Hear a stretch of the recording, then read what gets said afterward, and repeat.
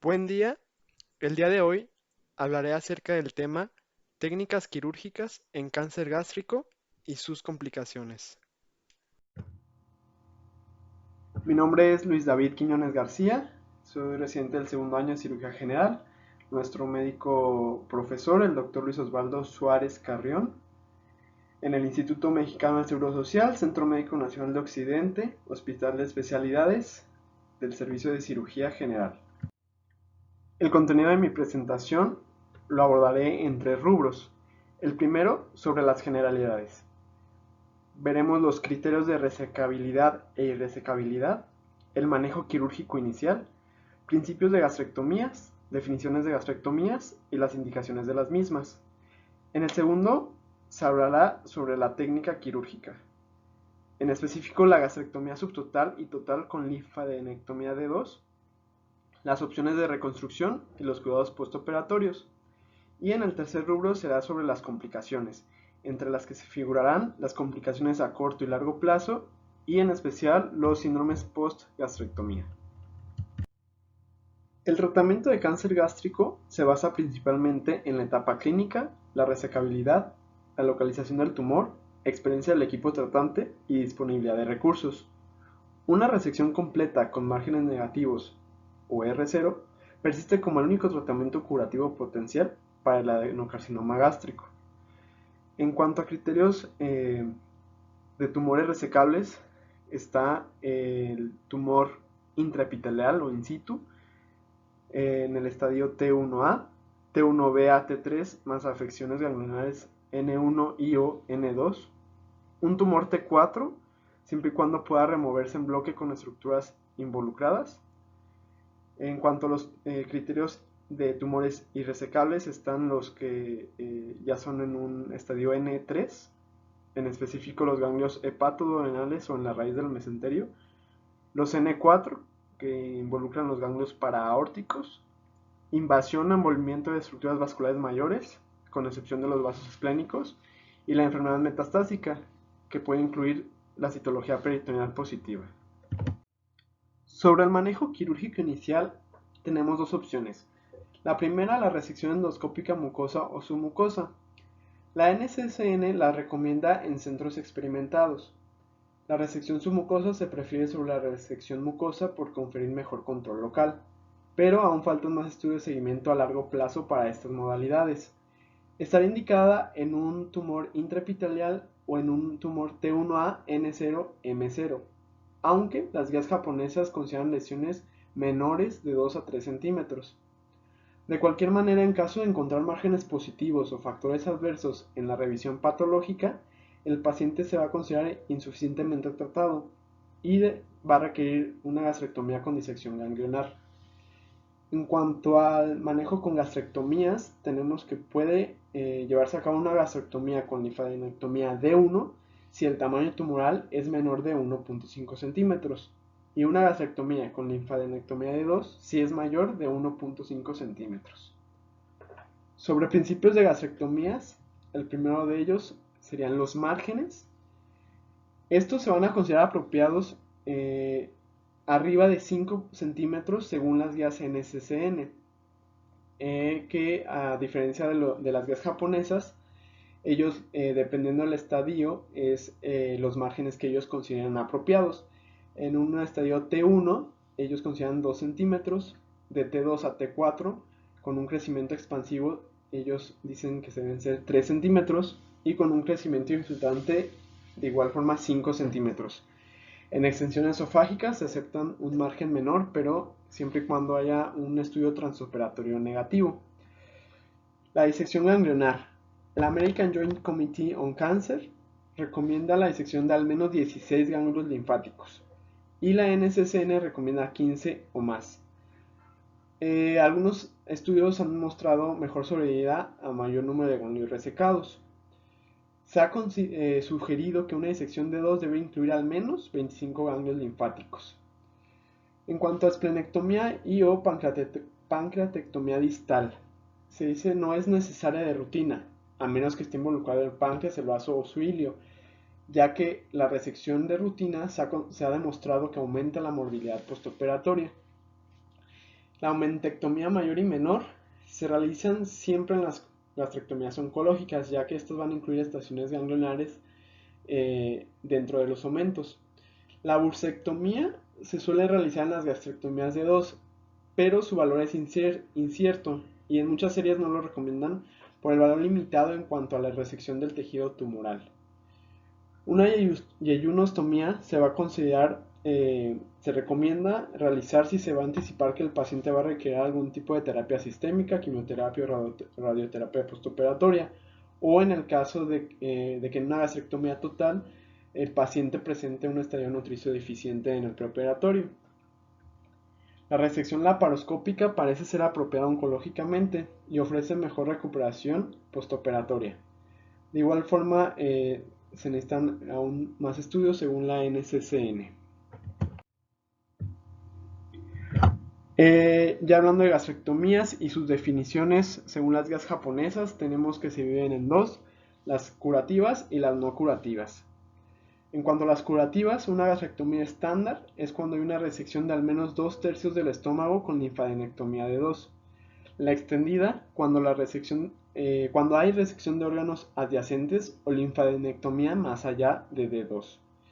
Y la modificada en una resección gástrica y linfadenectomía menor que la estándar. Las no curativas engloba la que es paliativa, que sería una etapa clínica 4 para tratar obstrucciones y sangrados, es decir, cuando más para paliar los síntomas.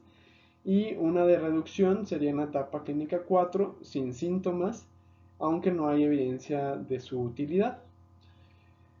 En cuanto a indicaciones de gastrectomías, en cuanto a gastrectomía subtotal, van a estar indicadas en tumores del antro y en tercio medio, y un tumor de tipo intestinal en el tercio distal.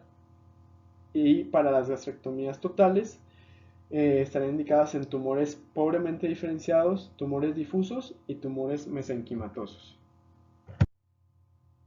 Pasando al segundo bloque, el correspondiente a la técnica quirúrgica, en esta voy a hablar sobre la técnica de la gastrectomía estándar, que sería una gastrectomía subtotal o total con linfadenectomía D2. Existen muy pocas diferencias técnicas en la ejecución de una gastrectomía subtotal o total, por lo que voy a describir ambos procedimientos juntos y pues iré resaltando las diferencias importantes en donde sea relevante. Bueno, comenzando, se coloca al paciente en posición supina en la mesa de operaciones. Se administra dosis de antibiótico profiláctico en la inducción si no se había administrado previamente. Vamos a incidir el abdomen mediante una incisión generosa vertical en línea media que se extienda desde el sifoides hasta el ombligo. Y en cavidad se divide al ligamento falciforme y se le colocan retractores. Se tiene que explorar cuidadosamente el abdomen para evaluar presencia de extensión de enfermedad glocorregional y o de metástasis a distancia. Se debe prestar especial atención en todas las superficies peritoneales, así como en el hígado. Bueno, primero daré la secuencia de pasos quirúrgicos y luego ya vamos a abordar específicamente cada uno de estos pasos. Entonces, bueno, el primer paso sería una movilización de la curvatura mayor con omentectomía, con división de vasos gastropiploicos izquierdos y vasos gástricos cortos. El paso número 2 sería una movilización infrapilórica con ligadura de los vasos gastropiploicos derechos. En el número 3 haremos una movilización suprapilórica con ligadura de vasos gástricos derechos. El 4 se hace una transección duodenal. En el quinto es ya como tal la disección ganglionar, lo que sería una linfadenectomía de 2 con disección en la porta hepatis, la arteria hepática común, los ganglios de la arteria gástrica izquierda, los del tronco celíaco y la arteria esplénica con ligadura de los vasos gástricos izquierdos. En el paso número 6 va a ser dependiendo ya sea una transección gástrica en una gastrectomía subtotal o una transección esofágica en el caso de las gastrectomías totales. Y el paso número 7 pues tiene que ver ya con las técnicas de reconstrucción.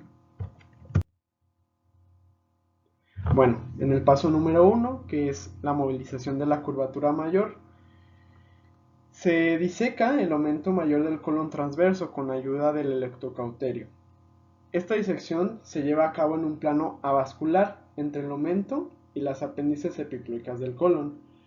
No se reseca de rutina la hoja anterior del peritoneo del mesocolon transverso o el peritoneo anterior del páncreas, a menos que haya invasión local del tumor, por lo que hayamos comentado que pues no había como tal una evidencia que respaldara esta medida, que sería la realización de la bursectomía de rutina, ya que pues no confieren alguna ventaja en la supervivencia al remover tejido tumoral microscópico, por lo que pues el valor de realizar esto es incierto.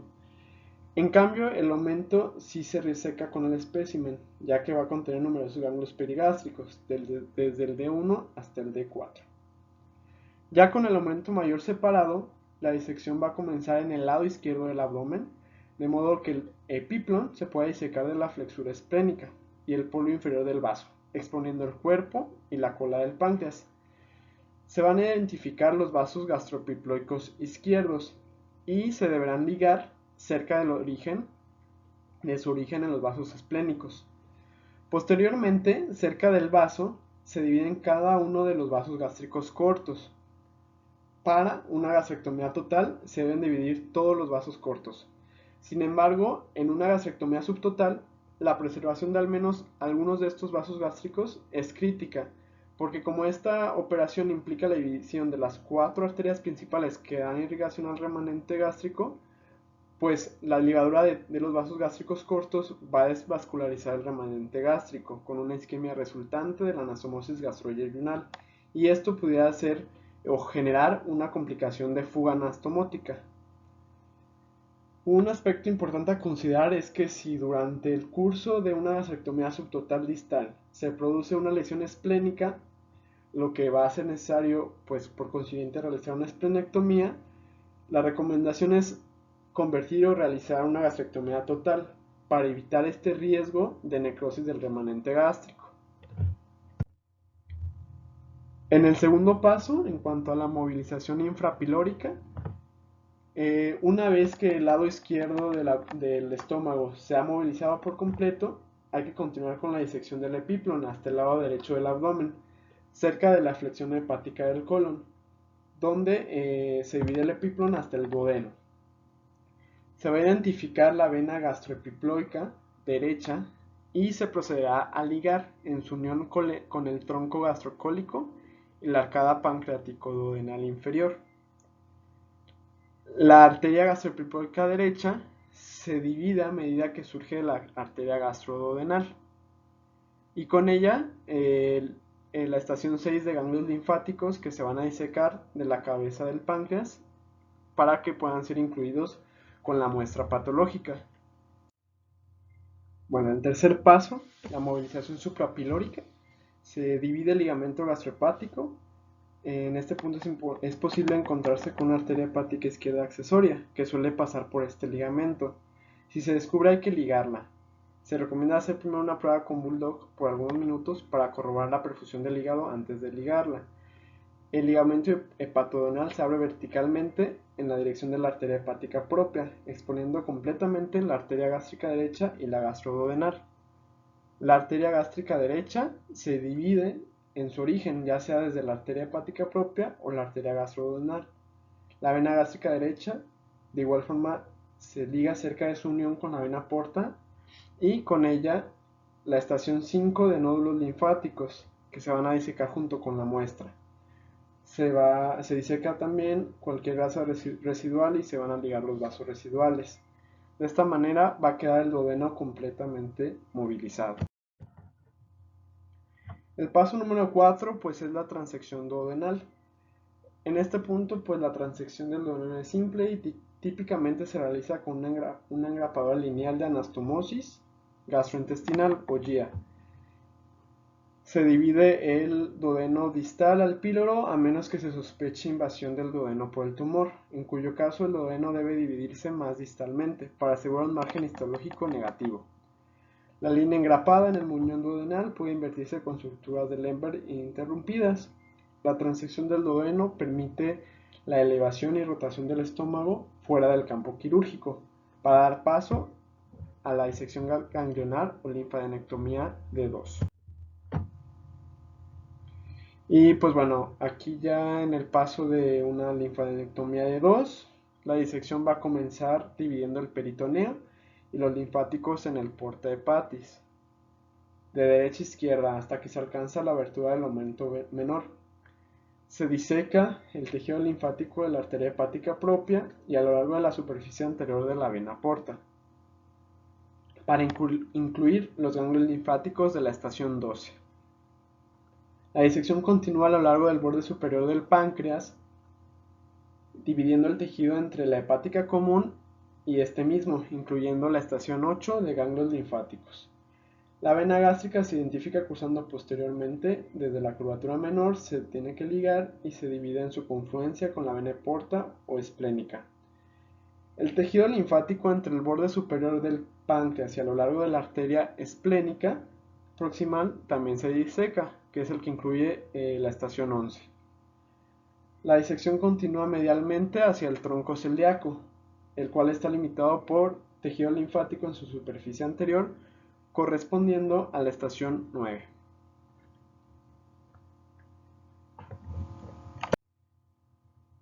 Se identifica la arteria gástrica izquierda y se liga o se grapa en su origen, y el tejido linfático adyacente se tracciona por detrás de la crura del diafragma. La disección ahora continúa proximalmente a lo largo de la curvatura menor del estómago, hacia el borde derecho del esófago. Se libera el peritoneo que subyace a la superficie anterior del esófago abdominal y el tejido linfoareolar y linfático a lo largo del cardias, que en esta ampliación correspondería a la estación 1 de ganglios linfáticos. Se diseca de la unión gastroesofágica y de la pared anterior de la curvatura menor. Un punto anatómico importante es que la arteria gástrica izquierda usualmente se bifurca alto en la curvatura menor, frecuentemente a nivel de la unión gastroesofágica, en ramas caudales y braquiales. Para poder incluir a estas estaciones ganglionares que corresponderían a la 1, 3 y 7 correspondientes, se debe disecar cuidadosamente a lo largo de la curvatura menor, incluyendo los 2 a 3 centímetros del esófago intraabdominal. Este es particularmente un punto técnico importante en la ejecución de la gastrectomía subtotal para lesiones de la curvatura menor. La disección ganglionar continúa a lo largo de la arteria esplénica hacia la arteria gástrica posterior, que surge de la arteria esplénica e irriga la cara posteromedial del estómago. Importante que al tratarse de un adenocarcinoma gástrico distal, no hay necesidad de disecar de rutina los ganglios más allá de este punto, en el hilio esplénico, que correspondería a la estación 10, a menos que los ganglios pues estén aparentemente tomados. Cabe recalcar que en países orientales sí se realiza de rutina en la gastrectomía total una esplenectomía. Esto porque han demostrado morbilidad baja, que a diferencia de los países occidentales, pues no se recomienda de rutina en esta técnica como tal estándar. El siguiente paso es la transección gástrica, en el caso de estarse realizando una gastrectomía subtotal. Se va a seleccionar el área a seccionar entre la línea que conecta el punto a 2 centímetros distales de la unión gastroesofágica en la curvatura menor y el punto al menos 5 centímetros proximales al borde superior del tumor en la curvatura mayor del estómago. Se colocan clamps intestinales rectos en el lado de la curvatura mayor a una distancia de entre 6 a 8 centímetros y el estómago se divide entre estos clamps con bisturí. Esta superficie cortada del estómago servirá como el sitio de la anastomosis usando la técnica de Hofmeister. Se divide el estómago restante desde las puntas de los clamps hasta el punto elegido en la curvatura menor con una engrapadora GEA. Y finalmente la línea de grapado se invierte posteriormente con sutura de monofilamento continua. Y en el otro de los escenarios donde se esté realizando una gastrectomía total, pues se va a realizar una transección esofágica. El ligamento frenoesofágico se divide con el cauterio, los nervios vagos se dividen y la porción intraabdominal del esófago se diseca circunferencialmente al menos 5 centímetros. Si se planea una anastomosis con engrapadora, se prefiere colocar un jaretero automático para realizar una sutura en bolsa de tabaco en el esófago, varios centímetros arriba de la unión gastroesofágica, y después dividir el esófago con tijeras curvas esofágicas o en su defecto bisturí. Si se planea realizar una anastomosis confeccionada a mano, se prefiere asegurar el esófago, como se ve en la imagen, con un clamp atraumático de Satinsky, previo a su corte con el objetivo de prevenir que se retraiga el esófago hacia el mediastino. Se secciona y el espécimen se pasa a la chorola estéril, donde se acomodan y se asignan los ganglios por estaciones para el patólogo. Se recomienda hacer esto ya que asegura que en el reporte final de patología, además de describir o que nos describan los ganglios positivos y negativos, se identifica además la localización de los mismos. Importante, se deben de obtener cortes transoperatorios de la porción gástrica proximal o esofágica y los márgenes duodenales distales antes de iniciar la reconstrucción. Se prosigue a realizar la reconstrucción. A pesar de que existen varias opciones para realizar la reconstrucción, que incluyen varios tipos de asas para interposición y muñones, las dos opciones más comunes y factibles después de una gastrectomía subtotal son la gastroyeyunostomía Billroth 2 y la gastroyeyunostomía en Y de Rux, que son las técnicas que describiré en esta presentación. A pesar de que la gastroduodenostomía Billroth 1 puede representar una buena opción de reconstrucción después de realizar la gastrectomía distal, no es realmente una buena alternativa cuando se realiza una verdadera gastrectomía subtotal, en donde por definición al menos el 75% del estómago es resecado. Y esto se debe a que el duodeno no alcanzará el muñón gástrico en la mayoría de los casos, aún después de realizar una maniobra de Cocker extensa. Y bueno, comenzando con la gastroyeyunostomía Billroth 2, en esta técnica se sube el yeyuno al muñón gástrico, ya sea por el frente del colon transverso, lo que representaría una anastomosis antecólica, o a través de un defecto en el mesocolon transverso, que sería una anastomosis retrocólica. En cualquier caso, se debe elegir una asa proximal de yeyuno, distal al ligamento de Treitz, que llega al estómago sin tensión ni angulación. Es particularmente importante evitar una asa excesivamente larga, ya que esto va a dar paso a reflujo de secreciones biliares y pancreáticas, que además es más propensa a enroscarse y ocluirse, resultando en un síndrome de asa aferente que comentaré más adelante en la presentación. La anastomosis gastroyeyunal se puede realizar con engrapadora o confeccionada a mano. La técnica estándar consta de una confección a mano doble capa. Se confecciona la anastomosis de lado a lado de forma isoperistáltica, con el extremo proximal de yeyuno colocado en la abertura del estómago en la curvatura mayor. Después de colocar puntos en los vértices, se sutura una hilera de puntos seromusculares de Lembert con CA30 ininterrumpidos entre la pared gástrica posterior y el yeyuno.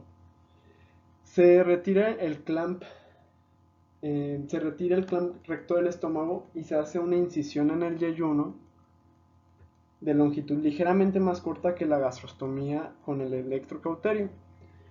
La capa posterior interna de la anastomosis se confecciona con una sutura continua de PDS 3 ceros, incluyendo todo el grosor de las paredes del estómago y el yeyuno. La anastomosis de la capa interna se sutura anteriormente con puntos continuos de Connell, lo que invierte la anastomosis. Después de esto se avanza una zona nasogástrica a través del remanente gástrico hasta llegar justo a la yeyunal eferente, antes de completar la capa anterior de la anastomosis, la cual se completa con colocación de suturas de Lembert, CA3 ceros ininterrumpidas. La gastroyeyunostomía en Y de Rux es una técnica que con frecuencia se emplea por las ventajas que ofrece de minimizar los síntomas de reflujo gastroesofágico, la incidencia de esofagitis erosiva y de gastritis por reflujo de bilis alcalina, ya que se utiliza un pequeño remanente de muñón gástrico, Siempre hay que asegurarse que el muñón gástrico residual después de la gastrectomía subtotal no sea demasiado grande, para minimizar el riesgo de retraso en el vaciamiento debido a la atonía del remanente gástrico. En esta técnica, el yeyuno es dividido 20 centímetros distal al ligamento de Treitz y llevado hacia arriba hasta el estómago a través de un defecto retrocólico creado a la izquierda de los vasos cólicos medios en el mesocolon transverso. Se confecciona la anastomosis gastroyeyunal término lateral de la misma manera que se describió para la anastomosis en asa. La continuidad intestinal es restaurada con una yeyunostomía lateral a una distancia de al menos 45 a 50 centímetros de longitud distales a la gastroyeyunos, con el objetivo de prevenir el reflujo de secreciones biliares y pancreáticas en el remanente. La yeyunostomía se puede realizar de forma grapada o confeccionada a mano. Para una anastomosis grapada se crean dos enterostomías pequeñas en los bordes antimesentéricos del intestino delgado. Se coloca una horquilla de engrapadora GIA en cada lumen intestinal y luego se dispara. La enterostomía común se cierra después con una grapadora lineal tóraco-abdominal o con una sutura continua de espesor total con monofilamento, después de la inspección de la línea de grapado para verificar la hemostasia. Después de una gastrectomía total, la reconstrucción estándar es una esófago-yeyunostomía en Y de Rux, término lateral retrocólica. Como se mencionó previamente en la técnica anterior, se crea el muñón Y de Rux de una longitud de al menos 45 centímetros desde la yeyunostomía. Es muy importante no torcer accidentalmente este extremo al traccionarlo hacia el esófago, por las complicaciones que se pueden generar. Existen varias opciones para realizar la anastomosis del esófago al yeyuno. Se prefiere realizar con un dispositivo de grapado término terminal. El esófago debe estar dilatado de forma atraumática. Se puede utilizar para esto una sonda Foley e inflar el balón de hasta 6 a 10 cc, dependiendo del diámetro del esófago. Se van a colocar 4 suturas de tracción de CA 3 ceros de espesor total, justo distal a la jareta, en 4 cuadrantes. Se coloca el yunque de la grapadora con el aditamento de lubricante en el esófago y la jareta se ata. Se prefiere un yunque de 28 milímetros para disminuir una incidencia de estenosis, pero en muchos casos se han encontrado que el esófago solo permite una medida de 25 milímetros. Se va a retirar la línea engrapada en el extremo distal del muñón de Rux y se introduce una engrapadora circular para anastomosis terminal y se avanza la espiga al borde antimesentérico del yeyuno. Esto se ancla después al yunque junto con el esófago, como se ve aquí en la imagen, asegurándose siempre que el muñón de Rux no esté torcido, o bueno, el asa no esté torcida, y se cierra la engrapadora y se dispara. Se retira la engrapadora y se concreta aquí la anastomosis. Por último, pues se va a cerrar el extremo abierto del asa de Rux con una grapadora igual gastrointestinal. Y pues bueno, aquí ya tenemos la imagen de la reconstrucción completa de la esófago-yeyunostomía en Y de Rux. Sobre los cuidados postoperatorios en las gastrectomías hay unas peculiaridades. Se debe iniciar en el postoperatorio inmediato la rutina de movilización temprana y ejercicios inspiratorios. El control del dolor se debe continuar con analgesia por catéter epidural que debe permanecer durante 3 a 4 días. Posterior a esto, ya los narcóticos pueden ser administrados enteralmente a través de una sonda de yeyunostomía si es que está presente u oralmente. Los antibióticos profilácticos se continúan en el postoperatorio.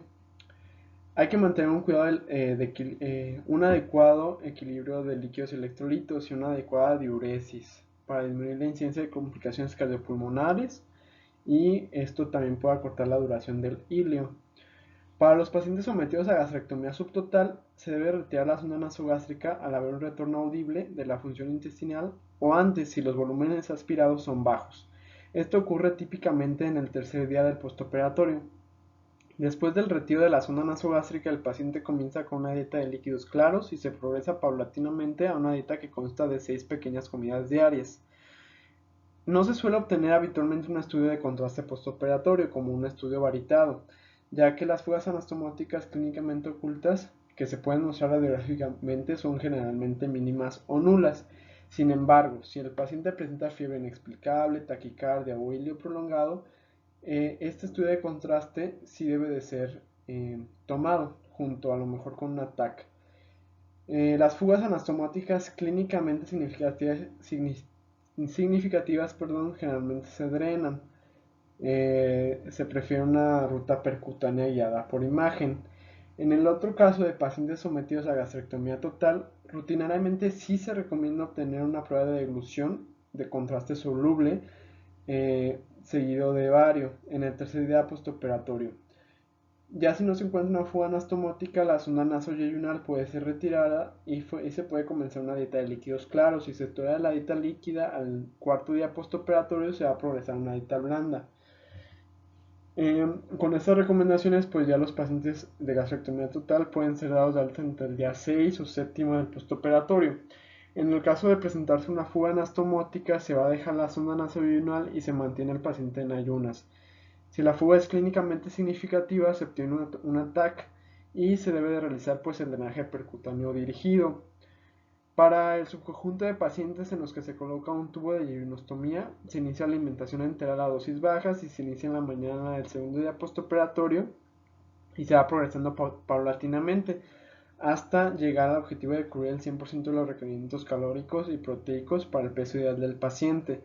Se debe mantener la zona de yeyunostomía para alimentación, lo cual pues es útil para mantener el estado nutricional en los pacientes que sufren alguna complicación postoperatoria, especialmente por los que se presenta una fuga anastomótica, lo que va a limitar pues la ingesta vía oral. En el tercer y último rubro se abordarán las complicaciones a corto y largo plazo, incluyendo los síndromes postgastrectomía. En cuanto a complicaciones a corto plazo, tomando de referencia literatura de Occidente de centros especializados, como la del Hospital General de Massachusetts, ellos informan tasas de morbilidad y mortalidad después de la gastrectomía y la linfadenectomía de 2 del 17% y 0% respectivamente. El grupo Memorial Sloan Kettering recientemente publicó resultados detallados de 90 días postoperatorios en más de 230 pacientes postoperados, que informaron el 62% de los pacientes presentó un evento adverso postoperatorio y el 28% experimentó un evento adverso mayor. Las complicaciones más comunes de las menores fueron la anemia en el 20% y complicaciones de la herida en un 18%. La complicación mayor común o más común fue la fuga anastomótica esofágica, que ocurrió en el 15% de los pacientes y requirió intervención invasiva en el 10% de los mismos. La otra complicación fue la fuga de muñón duodenal, que ocurrió en el 3.8% de los pacientes y un tercio de estas fugas fueron fatales, mientras que el 6% de las anastomáticas esofágicas también fueron fatales. Las complicaciones a largo plazo de la gastrectomía total y subtotal incluyen deficiencias de vitaminas y minerales, particularmente vitamina B12, vitamina D, hierro y calcio, y la posibilidad de presentarse síndromes post-gastrectomía clásicos como gastritis por reflujo alcalino, síndrome de dumping, síndrome de estasis de Rux y síndrome de asa aferente. Sobre los síndromes post-gastrectomía, hasta el 30% de los pacientes que han tenido operaciones en el estómago pueden estar afectados por síntomas crónicos que se han encasillado en este rubro de síndromes postgastrectomía. La incidencia de complicaciones postgastrectomía clínicamente significativas en pacientes sometidos a gastrectomía subtotal con reconstrucción Billroth-2 por adenocarcinoma es baja, menos del 5%, perdón. Por lo que un pequeño porcentaje menor al 5%, después de estos procedimientos pues van a tener síntomas debilitantes persistentes atribuidos pues a los síndromes postgastrectomía. Síndrome de dumping. Por definición, es una constelación de síntomas gastrointestinales y vasomotores que se presentan postprandialmente debido al vaciado gástrico acelerado. Es causado por la pérdida de la regulación pilórica del vaciado gástrico y o la disminución de la distensibilidad gástrica.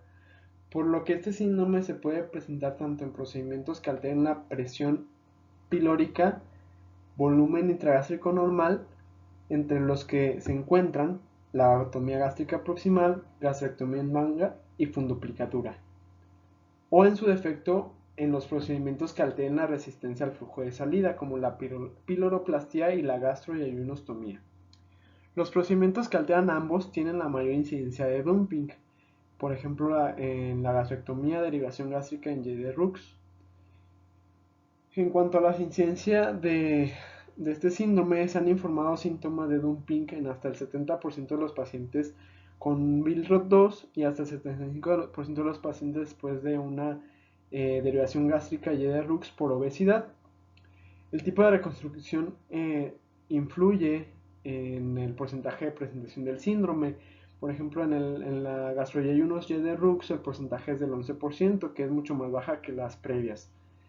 Del mismo modo, después de una gastrectomía por cáncer, el 67% de los pacientes presentan síntomas de dumping temprano y el 38% dumping tardío.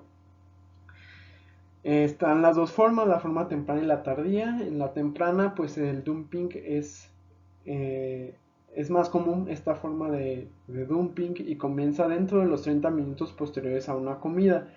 Es atribuible a la distensión intestinal desencadenado por el vacío gástrico rápido de un quimo voluminoso hiperosmolar, la hipovolemia relativa y la hipersecreción de hormonas gastrointestinales, así como la desregulación autónoma. Va a incluir síntomas sistémicos y abdominales. Entre los sistémicos pues están las palpitaciones, taquicardia, fatiga, necesidad de acostarse después de las comidas, enrojecimiento o palidez, diaforesis, aturdimiento, hipotensión, dolor de cabeza y síncope. Dentro de los síntomas abdominales pues incluyen saciedad temprana, plenitud o dolor epigástrico, diarrea, náuseas, calambres, hinchazón y borborismos. Sobre el dumping tardío es menos común y este es causado por una hipoglucemia hiperinsulinémica que ocurre de 2 a 3 horas postprandiales. Aquí, pues la liberación rápida de monosacáridos y disacáridos al intestino delgado va a causar una hiperglucemia. Se va a liberar posteriormente insulina por el páncreas a través del péptido similar al glucagón 1 y en este proceso en realidad se va a sobrepasar de modo que se induce a una hipoglucemia marcada. Esta condición de shock de insulina estimula las glándulas suprarrenales para liberar catecolaminas que van a causar pues toda la constelación de síntomas que pueden ser igual desde taquicardia, taquipnea y aquí también transpiración, síntomas de desmayo, disminución de la concentración o niveles alterados en la conciencia, entre otros. Sobre el diagnóstico, una prueba de reto de glucosa oral confirmará el diagnóstico. Los pacientes ayunan durante 10 horas durante la noche y luego ingieren 50 gramos de glucosa. Se informa que este método de diagnóstico tiene una sensibilidad y especificidad de hasta 100% y 94% respectivamente. El diagnóstico de síndrome de dumping precoz con sintomatología clínica también se puede confirmar con un estudio de vaciamiento gástrico gamma-gráfico en el que más del 50% de una comida sólida marcada con isótopo se ha vaciado en una hora. El tratamiento pues inicialmente es modificación de dieta, que es el tratamiento de primera línea. La ingesta diaria debe dividirse en al menos 6 comidas, los líquidos y sólidos deben separarse. Las dietas deben ser altas en proteínas y grasas y se deben evitar los azúcares simples. Los síntomas vasomotores a menudo pueden mejorarse si el paciente se acuesta durante 30 minutos después de las comidas. Como fármacos, pues hay varios. Está la carbosa, que esta puede retrasar la digestión y la absorción de carbohidratos, que puede servir en el dumping tardío. Otros, pues tratamiento para los síntomas, la diarrea, el Imodium, las náuseas, la meclicina. Los probióticos son útiles para el sobrecrecimiento bacteriano, así como agentes colinérgicos. El oxytride se puede considerar para pacientes con síndrome de dumping refractarios con síntomas que no han respondido a las medidas conservadoras.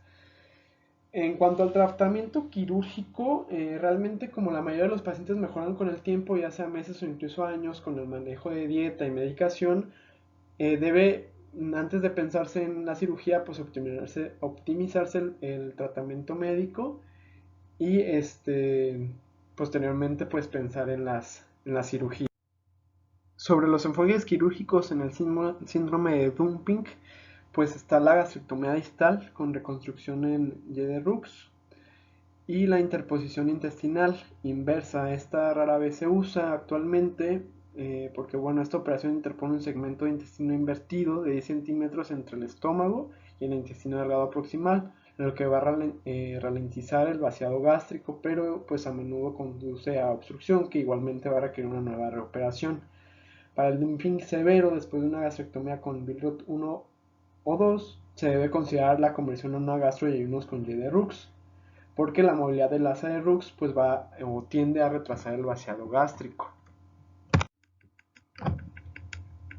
El síndrome del asa aferente. Esta es una complicación mecánica que ocurre con poca frecuencia después de una construcción con gastroyeyunos. En un Billroth 2, el asa aferente conduce bilis, jugos pancreáticos y otras secreciones intestinales proximales hacia la gastroyeyunos. Con una Y de Rux, el asa aferente conduce estos jugos hacia la yeyuno-yeyunostomía y también se le denomina asa biliopancreática. Los procedimientos en donde más comúnmente se presenta son las operaciones como un Billroth 2 y una gastroyeyunos con Y de Rux, en un bypass gástrico o una esófago yeyunostomía en Y de Rux, como la que describí en la gastrectomía total. La incidencia de obstrucción significativa en este síndrome es baja, de 0.3% a 1%, y es similar tanto en cirugía abierta o laparoscópica. Las etiologías, aquí las represento, se puede deber tanto a un atrapamiento, compresión y torsión del asa aferente por adherencias postoperatorias, a una herniación interna, un vólvulo e invaginación intestinal del asa aferente, así como a cicatrización debido a ulceración marginal de la gastroyeyunos, una recurrencia locorregional de cáncer o una enteritis por radiación del asa aferente. Y por último, enterolitos o besoares o cuerpos extraños impactados en el asa.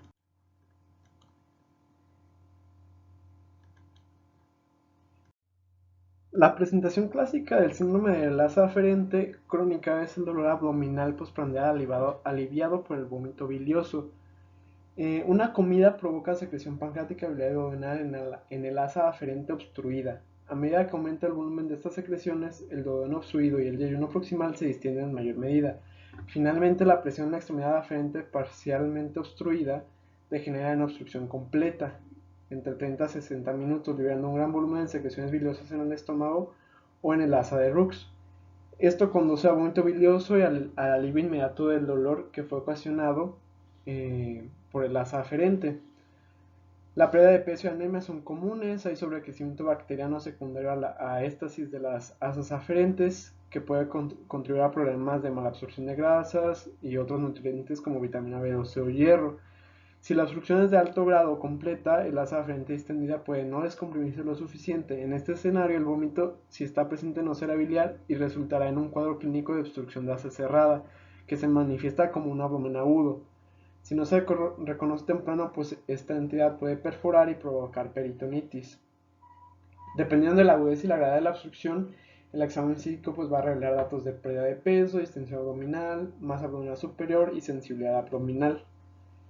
En cuanto para el diagnóstico, pues el de elección es hacer una tomografía computarizada. La apariencia en la TAC del asa obstruida consiste en una masa tubular llena de líquido en forma de C, ubicada en la línea media entre la aorta abdominal y la arteria mesentérica superior, que se le llama el signo del asa en C, con válvulas conniventes proyectadas en la luz un signo del teclado. En cuanto al tratamiento, la dilatación de balón y colocación de stent pueden ser útiles en casos especiales, pero la piedra angular del tratamiento para la obstrucción del asa aferente pues es la cirugía. En la operación pues se debe confirmar la causa principal y pues tratarla, ya sea que puede incluir una resección por un tumor o una úlcera marginal, lisis de adherencias o reparación de una hernia interna.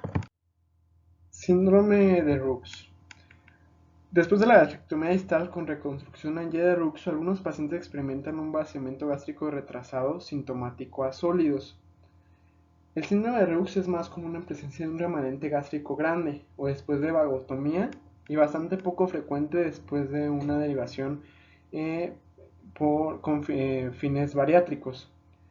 Esto porque el remanente gástrico desempeña un papel importante en la etiología del síndrome de Rux.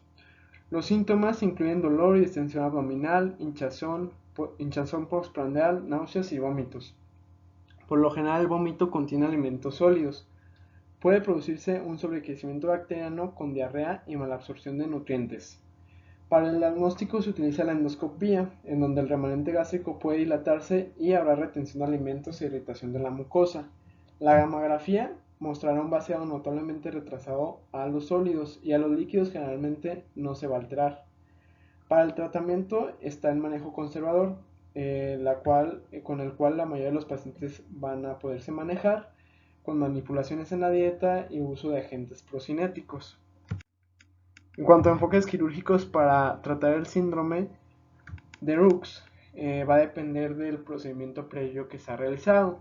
Si la gastrectomía original se extirpó menos de la mitad del estómago, se puede considerar una gastrectomía subtotal con anastomosis a una nueva extremidad o una nueva asa de Rux, con una reconstrucción Billroth 2 y una enteroenterostomía de Brown. En cambio, si en la gastrectomía original se extirpó más de la mitad del estómago, se debe considerar la gastrectomía total con reconstrucción de Rux. Gastritis por reflujo alcalino o biliar. Esta es, presumiblemente causada por presencia de una cantidad anormal de contenido duodenal en el estómago o en el remanente gástrico. Esta situación a menudo ocurre en pacientes después de una piloroplastia o una asa gastroyeyunal con o sin resección gástrica. Hay que hacer distinción de una gastritis biliar histológica, que esta pues va a estar presente en muchos pacientes después de una cirugía gástrica, hasta el 85% en pacientes con un Billroth 2, y pues la mayoría de los pacientes van a ser asintomáticos, y la presencia de la gastritis ya con síntomas clínicos. La histológica es más común después de un Billroth 2, de un 40 a un 85%, a comparación de un Billroth 1, y que va del 29 al 48%. Las operaciones de drenaje gástrico como piloroplastia en un 15%. Los síntomas más comunes atribuidos a una gastritis biliar crónica son el dolor abdominal y pues los vómitos biliosos. El dolor pues es a menudo asociado con náuseas, no aliviado por antiácidos o medicamentos supresores de ácido, y a diferencia del síndrome de asa aferente, el dolor no se va a resolver después de vomitar. El diagnóstico se va a hacer por el reflujo alcalino, generalmente se hace por exclusión y se va a basar en gran medida por la sintomatología. Se debe hacer una endoscopía para buscar cambios inflamatorios en el estómago que involucren más que solo el área peristomal, lo que puede sugerir un reflujo enterogástrico excesivo. Para el tratamiento, pues comenzando en el tratamiento médico, puede, a diferencia de los demás síndromes, tener un éxito limitado en cuanto al alivio de los síntomas. Se han sugerido fármacos como administración de colestiramina, antiácidos, bloqueadores H2, IBPs o sucralfato, que pueden mejorar la eliminación del reflujo. En cuanto al tratamiento quirúrgico, pues vamos a tener que la operación correctiva, en el objetivo de estas es desviar los contenidos duodenales fuera del estómago. Se han propuesto los siguientes: una Y de Rux gastroyeyunal, que es la más frecuentemente elegida en esta patología, como se muestra en la imagen. La conversión de un Billroth 1 o 2 en una Y de Rux con gastroyeyunos con una extremidad de 60 centímetros puede desviar confiablemente el contenido intestinal del remanente gástrico y va a mejorar los síntomas en hasta el 85% de los pacientes. Otra técnica menos utilizada es el procedimiento de Henle. Aquí en esta técnica es una gastroyeyuno-duodenostomía. Aquí en el segmento yeyunal debe tener aproximadamente 40 centímetros de longitud para minimizar el reflujo anterogástrico. Algunas de las ventajas reportadas con este síndrome es que, como incluyen el paso duodenal de quimo, la posibilidad de mejorar la mezcla y sincronización de secreción pancreático-biliar, así como una mejor absorción de hierro y nutrientes, pues en teoría van a evitar esta discinesia peristáltica junto con este síndrome de éstasis. Aunque este método resultados satisfactorios, la mayoría pues se prefiere una Y de Rux. Y la duodeno-yeyunostomía suprapapilar, o llamado switch duodenal, propuesto por De Mister, en donde el duodeno postvulvar se divide en una asa retrocólica de Rux de 60 centímetros anastomosa al duodeno proximal. También ha logrado buenos resultados sin alterar el vaciamiento gástrico en pacientes con gastritis primaria por reflujo biliar. Las ventajas de la técnica pues incluyen evitar la disección tisular extensa, el mantenimiento del reservorio gástrico normal y conservar por la fisiología intestinal anterior. Pues esto ha sido todo. Espero haya sido de su agrado y comprensión la presentación. Continuamos con la discusión del tema. Muchas gracias.